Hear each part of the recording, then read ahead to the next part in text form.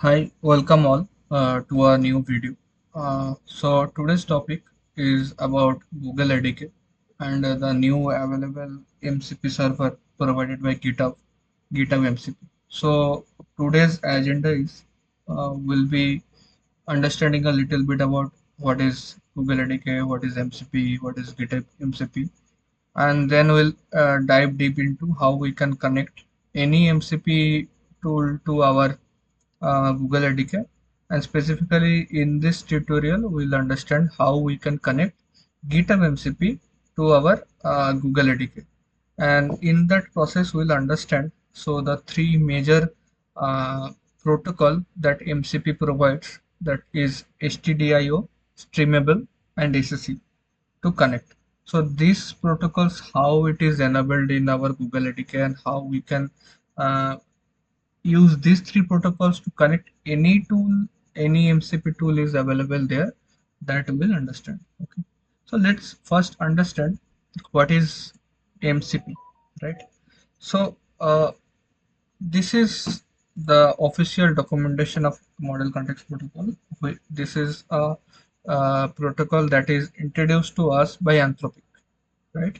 So what they say, let's first understand that. They are saying MCP is an open protocol that standardizes how application provide context to LLMs. Think of like a USB-C port for AI application. So people like me will obviously not understand the first line, right? But the second line is little bit easier. Let's continue. So just as USB-C provides a standardized way to connect your device to various peripherals and accessories, MCP provides a standardized way to connect AI model to different data source and tools. Okay. So here one thing is very critical, that is standardized.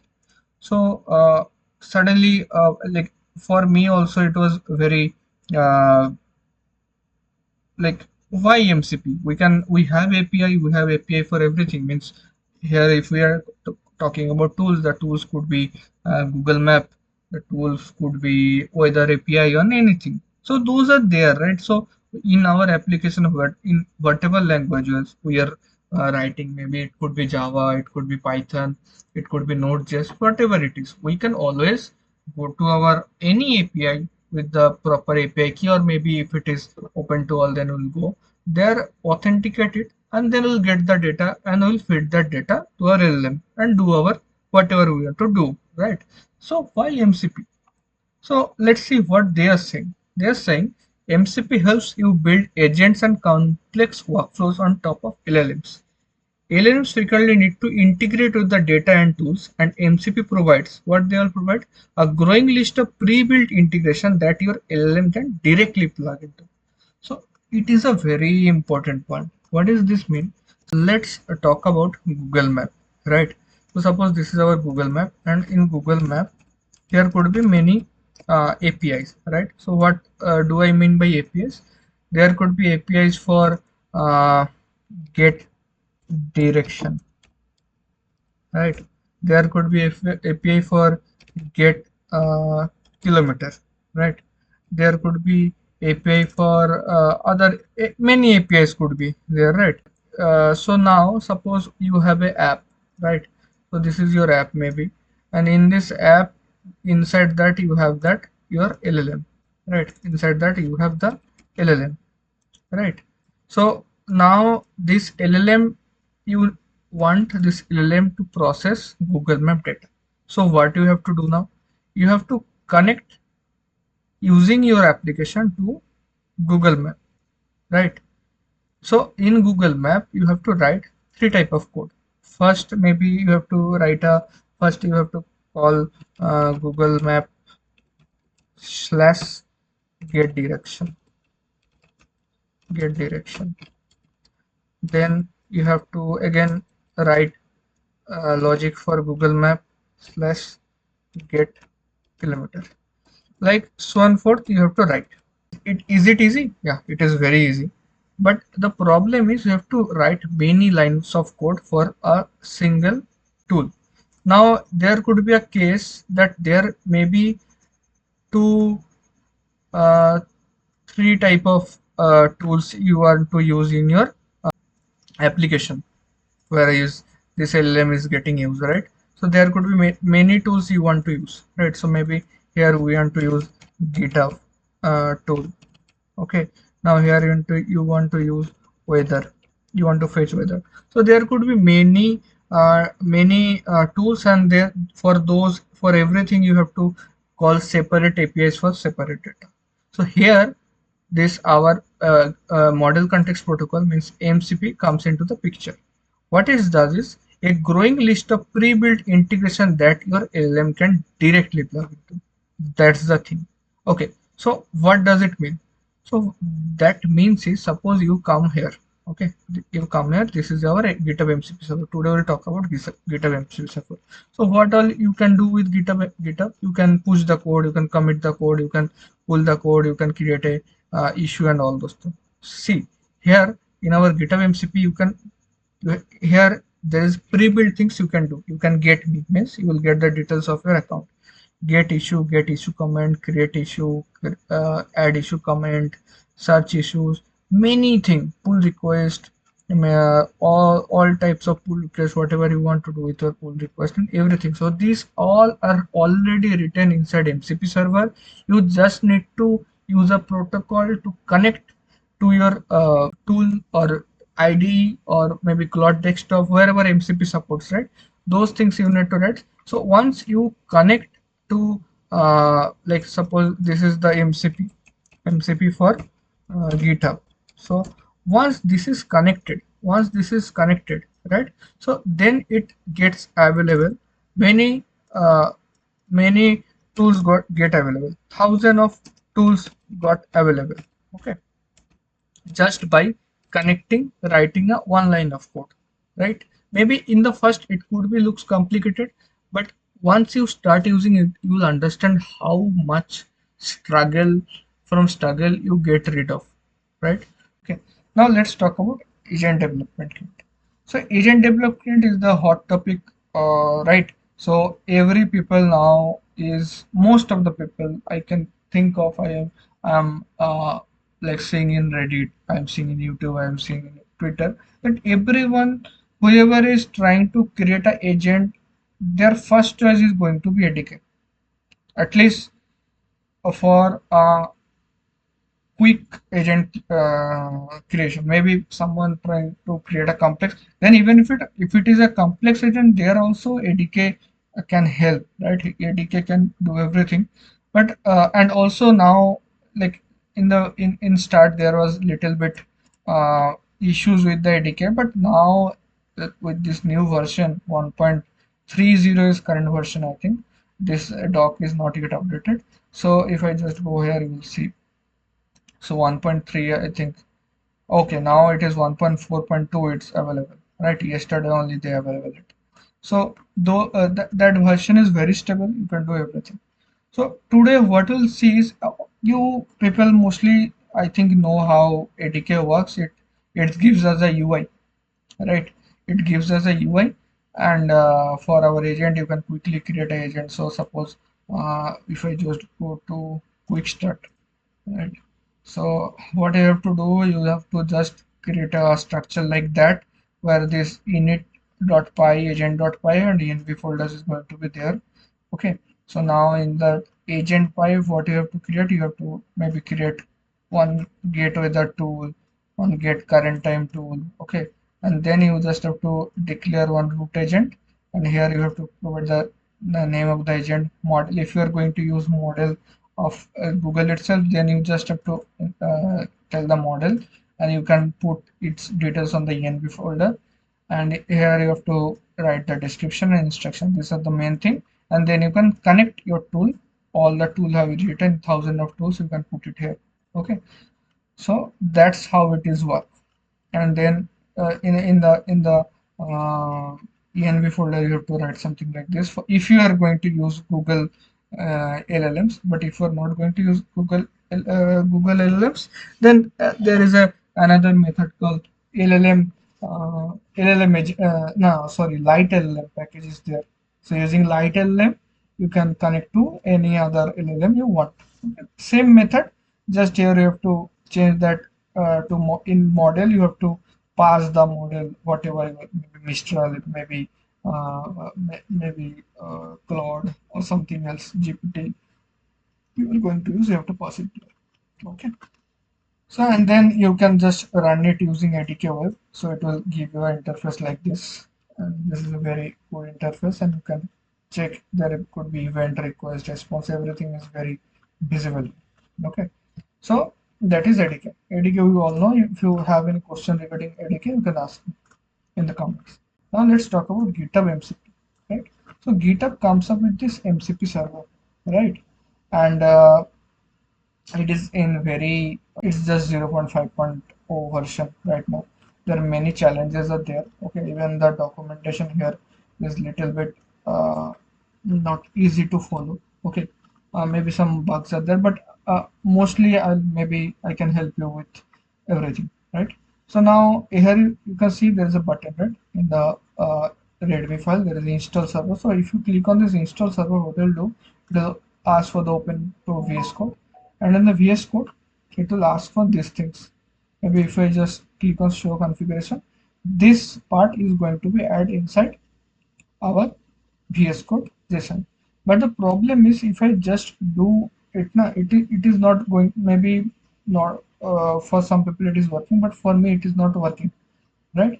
So what another method is there. If you see here, if you are going to use GitHub pat means personal access token. You can get it from the let me, okay, from here you can go to settings, go to developer settings, you can get the classic personal access token, okay, that you can get. So by this method for me it is working. So in the JSON what you have to do, you have to put this code, and also in this authorization you have to pass this BRN. So this is my token. Obviously I'm going to remove it after the video, so don't try to use it. So after you have done, you have just to save this, and here you have a start button, you can see, you can start it. Okay, you can see in the uh, uh, uh, output here. In the output it is seen connection state running discover 51 tools. Okay, so now how you can use it? Okay, let me go to this GitHub Copilot, and then you have to select this agent. So if you click on this agent, and you have to if you click on this new tools available, so you will see these all are the tool are given by, not this one, this MCP server GitHub. Okay, so these all the tools are available by GitHub. So let us first write something. Let me ask, tell me my GitHub ID. Okay, so what it will do, so basically here this MCP thing we are using inside our VS Code. Okay, okay, so that ran on this get my user profile GitHub MCP server. Okay, so it ran it, and then it returned your GitHub ID is 5261 something. Okay, and this is one of the tool it uses from the GitHub MCP. So this is very easy, very basic. But now what we want is we want to use um, our GitHub MCP inside our Google ADK. Okay, so I showed you, right? So this is the folder structure we are going to follow. Here you can see in the ADK, right? So this is a folder structure we need to follow, where we have the init.py, agent.py, and .env folder. Okay, so in the init.py nothing but it's importing the agent. So main is the agent.py. I have already written the code, so let's first go one by one. Okay, so for me, you see on that example, right? Here we are writing few tools, means get weather, get current item, and then we are passing this as a list. We are passing it inside the tools. But here we don't need to do that. Why we don't need to do that? Because here we are going to use a MCP tool, right? So maybe you can there you can write it outside of it, but for me it looks very clean. So what I have done, I have created a root agent. I have used the agent package from the Google ADK agents, and I provided the agent name, the model, and the description. What is the description? A helpful assistant for managing GitHub repository and issues and pull requests. Instruction I provided the instruction prompt. You can see here. If you need this prompt, I can provide you. Okay, and then this is how you will connect your MCP tool. Now here is the question. So what all this? Okay, so I'll come one by one. First of all, in the tool, you have to mention this MCP toolset. If you hover over the MCP toolset, you will see there is few things it requires. One is this connection params. In the connection param, what you have to pass? There is three, one, two, three, four type of connection parameter you can pass. One is STDIO server parameters, STDIO connection parameters. So these two mostly same. Then there is a SSE connect parameter and streamable HTTP connection parameters. Okay. So for us, this streamable is the one that GitHub supports when we are connecting to their remote MCP. Okay. So and this STDIO is just for the local one input output, and SSE also a good type of parameter. So these are all nothing but MCP protocols. If you come here in the model context protocol document and doc, so you can find here what type of transport protocols are available here. You can see here this normal STDIO standard input output is there. Also here in here SSE is there. Okay, and then again I think in below streamable is also there. So you can read here what all protocols are available here. Okay, now as I show in that GitHub MCP readme file, right? So this URL we need to pass. Also, we need to pass a authorization token. So let's go to the streamable HTTP connection params. Okay. So this is a file in ADK, right? So here you can understand what all things it needs. It needs URL, it needs header. These are the two main things we can pass. What all attribute we can pass. So for us only ACC read timeout is not needed. I just put it. So sometime if it fails, it should fail within 10 seconds, right? So that's why I put it. Basically, these two will help enough. So this is how you can connect any two. Also, there are many methods. Okay, if you just go to GitHub and search for uh, uh, model context protocol. Yeah, if you come here, you'll see here. If you come down, you go to servers. Okay, in servers you can find this is a very good repo, right? So here you can see what all type of servers are available here. So if I just go to file system, okay, so this is a server. Okay, here you can see how you can connect, what all tools are available. These things are already mentioned, how you can connect using NPX. So this is another way of connecting. Maybe for this you can use STDIO protocol and all those things. Okay. So now we already understood how we can use Streamable to connect to our GitHub MCP. Now let's run it. Okay. What we'll do is we'll first activate our virtual environment, and then we'll be running uh, ADK web. This is the command. Okay, let it run. Yeah, sometimes it takes too much time to run, but okay, okay, now it's run. So we'll just go to this localhost 8000. Okay, so here you can see here we can see this is our agent. Okay, now what I'll do, I'll just enable token streaming. So token streaming is nothing but uh, uh, it will not wait for all the tokens to come. Whatever is coming, it will start streaming it in our inbox. So let's first ask him hi. It will take some time. Okay, it will go to our LLM, it will go to our MCP server, remote MCP server, and then it will return. Okay, now this is the result. Hello, how can I help you with the GitHub today? Okay, so let me ask what all you can do.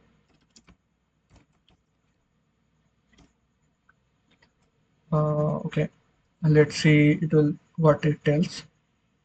You see it is all the tokens are streaming. Okay, so it is saying that these things that it can do it repo issues, pull request, notification, whatever we saw on the our VS Code. So here also we can ask that tell me tell me what is my GitHub ID.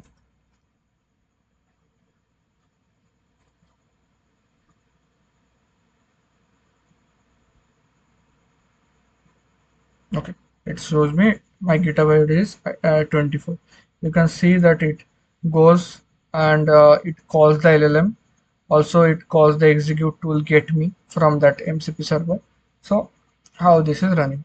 Maybe I'll ask what was what was my last commit. Also, you remember the authorization token you are going to provide, you have to provide all the necessary permission, right? So if you only give all the necessary permission, then only it can do. So now it is saying I need the repository owner and name to find your last commit. GitHub owner is 24.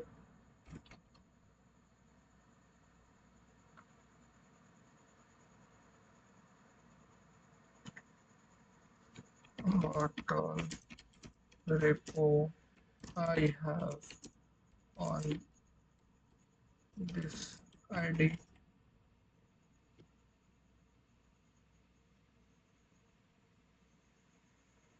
Okay, now it is searching for the repositories. It called that tool. So I'll just say I am looking for rep.